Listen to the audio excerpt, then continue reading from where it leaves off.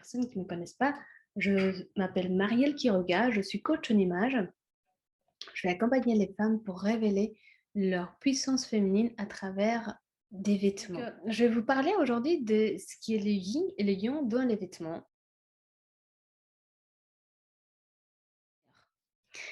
Donc, je vous donne la bienvenue dans cette petite masterclass parce qu'on va parler justement d'un sujet qui est spécifique. Donc, on parle de yin et de yang dans les vêtements. Et là, j'aimerais bien commencer avec cette notion d'énergie féminine, énergie masculine. Donc, l'énergie féminine, euh, elle va être représentée déjà par la lune. Après, c'est une énergie qui va aller dans l'introspection, une énergie qui va être justement dans cette, un peu, qui va, qui va se fermer, qui va rentrer à l'intérieur, d'accord? Et en même temps, c'est une énergie qui accueille aussi, d'accord? Qui reçoit. C'est une énergie qui va être connectée avec la créativité, avec tout ce qui est transformateur. C'est une énergie transformatrice, créatrice. C'est une énergie qui va être connectée avec cet espace de douceur, cet espace d'amour, ou cette notion d'amour, cette notion de douceur, cette notion de bienveillance, l'empathie aussi. Donc, c'est vraiment une énergie qui va cocooner un peu, ce qui va mettre dans un cocon un peu, comme le ventre de la maman aussi. Donc, c'est vraiment une énergie qui accueille, qui garde, qui protège en même temps avec la douceur et que en même temps, elle va justement créer, transformer. Donc, ça, c'est l'énergie féminine pour moi, en tout cas. L'énergie masculine va être une énergie qui va aller vers l'extérieur. Donc, c'est une énergie solaire, une énergie qui va justement vers l'action, une énergie euh, qui va être protectrice aussi, qui va représenter la force, la détermination, mais qui va justement qui va se mettre en avant, qui va exprimer, qui va donner aussi, donc l'expression, etc. Donc tout ça, c'est cette énergie masculine. Ça va être une énergie euh, qui va aussi être empathique, donc qui va penser à tout le monde, les bons leaders, donc qui va vraiment penser à tout le monde et donner la place à tout le monde aussi. Donc c'est une énergie vers l'extérieur, d'accord? Donc ça, déjà, c'est une chose. Et puis, on parle souvent d'énergie féminine, énergie masculine. Et c'est intéressant lorsqu'on arrive à créer ces mariages intérieurs à l'intérieur de soi. Donc, on sait tous et toutes, ou peut-être si vous ne le savez pas, on a tous les deux énergies en soi. On vient, on est, on se construit, on existe grâce à ces deux énergies-là, donc l'énergie masculine et l'énergie féminine. Donc, on les a en soi.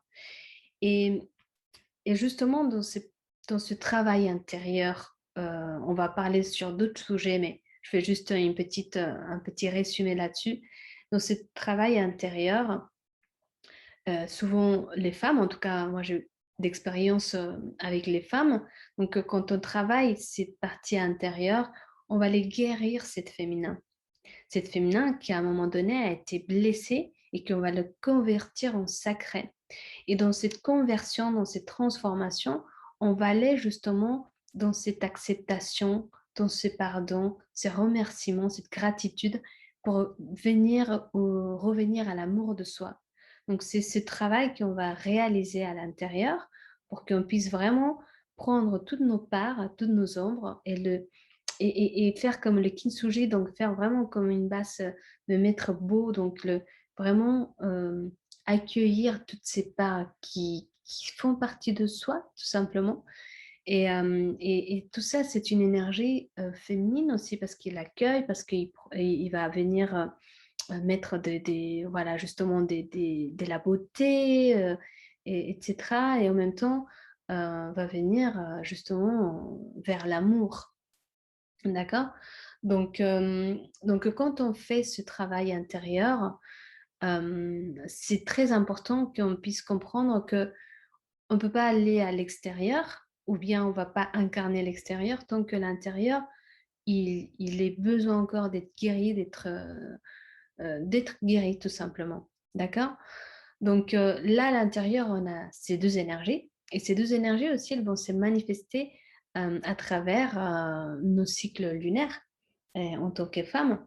Donc, dans le cycle lunaire, on va avoir ces différentes énergies bien marquées parfois pour certaines et pour certaines non. Donc, ça va dépendre d'une femme à l'autre. Et lorsqu'on a ces énergies à l'intérieur de soi, bah, dans les cycles lunaires, en tout cas, on va ressentir une énergie plus féminine, vulnérable, sensible, etc. Ou une énergie plus masculine qui se met, voilà, qui se défend un peu, ou bien qui se défend, je parle dans le sens qui va, euh, qui va mettre des limites, qui va dire non, qui va passer à l'action, etc. Donc là, on a aussi tous les jours, hein, je dirais, ces deux énergies qui vont se remballer, qui vont être soit les deux ensemble, soit une qui va être dominante ou pas. Donc on a ces deux énergies, le yin et le yang. Et ça se passe à l'intérieur de soi. Et lorsqu'on veut mettre des couleurs, des matières à l'extérieur de soi, des coupes aussi, bah, on va venir et on peut le faire avec les vêtements. Alors, quels sont les vêtements qui vont vous permettre d'exprimer l'énergie euh, yin ou l'énergie yang? Là, je vais vous parler des couleurs.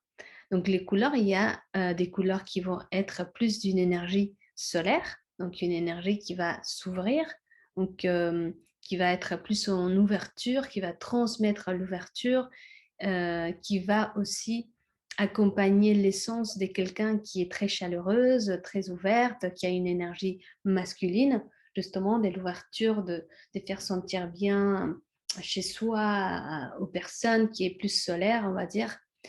Et de l'autre côté, ça va être une énergie féminine qui va être aussi représentée par certaines couleurs. Donc, quelles sont les couleurs? Donc, dans une énergie solaire, on va parler des couleurs chaudes. Le jaune, le rouge framboise, le vert citron un peu. Et les couleurs froides vont représenter ou bien ils vont être alignés à une énergie plus lunaire, plus féminine. Donc le bleu, par exemple, le fuchsia, etc. Le noir aussi. Et le blanc, ça va être plus une énergie masculine. Donc là, on part sur la représentation avec les couleurs de cette énergie yin et cette énergie yang. Cependant, il y a aussi les, euh, les coupes vestimentaires, donc des coupes, par exemple, il y a des coupes que vous regardez, et ça va dépendre aussi beaucoup à la personnalité, donc c'est pour ça que ça va être de manière générale. Donc, il y a certains couples que quand vous les voyez, bah, vous ne vous sentez pas à l'aise tout simplement dans ces vêtements-là. Et ça dépend beaucoup de la personnalité de quelqu'un. Donc, par exemple, moi, j'utilise un col qui est un peu fermé. Pour certains, c'est comme s'ils se sentaient enfermés. Et donc, il y a aussi, je ne sais pas, certains couples qui vont avoir un peu plus de volume, par exemple. Donc, aussi, certains qui vont se sentir bien, certains non. Et donc, quand moi, je veux incarner mon énergie féminine ou masculine, selon ce que je ressens avec certains couples, bah, tout ce qui est circulaire va permettre d'incarner cette énergie qui est féminine et tout ce qui est strict va être une énergie masculine. Et ça, on le voit aussi dans le corps humain. Donc, les hommes, ils vont avoir le corps que, peu importe la forme, mais ça va être plus strict, plus carré. Et les femmes, elles vont avoir des formes. Peu importe aussi la constitution, peut être très fine, mais avoir des formes quand même dans la partie de hanche, par exemple, les seins. Donc, ça fait déjà ces formes plus circulaires. Donc, l'énergie masculine va être une énergie qui est stricte, qui est droite, qui est concrète, structurée. Et l'énergie féminine, elle va être plus circulaire, plus volume. Donc ça, c'est là où on peut justement aller chercher certains vêtements qui vont aller vers soit une structure, soit un volume. Donc voilà, je vous ai partagé ce petit live avec cette notion de comment trouver le yin et le yang dans les vêtements. J'espère que ça vous a servi et j'espère que vous allez utiliser aussi ou chercher dans vos dressings quels sont les vêtements qui vous amènent à incarner une énergie plus féminine, une énergie plus masculine. Ce qui est intéressant de savoir, c'est quelle est l'énergie que vous avez. Parce on va être mené par une énergie dominante, on va dire, ou bien qui nous permet justement de rentrer dans notre essence, dans notre énergie et pour sortir. Par exemple, moi, j'ai une énergie lunaire, une énergie qui est créative, donc ça, c'est mon énergie. Donc, lorsque je me connecte avec cette énergie, bah, je suis bien, je me sens bien et je peux exprimer aussi. Mais certains vont être d'une énergie plus solaire et ça, justement, c'est un test qui se réalise, c'est quelque chose qu'il faut étudier, même au niveau de la personnalité aussi de quelqu'un, comment elle est sa personnalité pour qu'on puisse traduire cela avec les vêtements. Donc, si vous avez envie, vous pouvez aussi m'écrire en message privé pour que je vous offre à toutes les personnes qui m'écrivent, bah, je vais accepter 3 personnes, un petit appel de 3 minutes pour vous dire quelle est votre énergie, tout simplement. D'accord? Donc, je vous souhaite une très belle journée, soirée, après-midi, ça dépend à quelle heure vous allez regarder cette petite masterclass. Et je vous dis à très vite.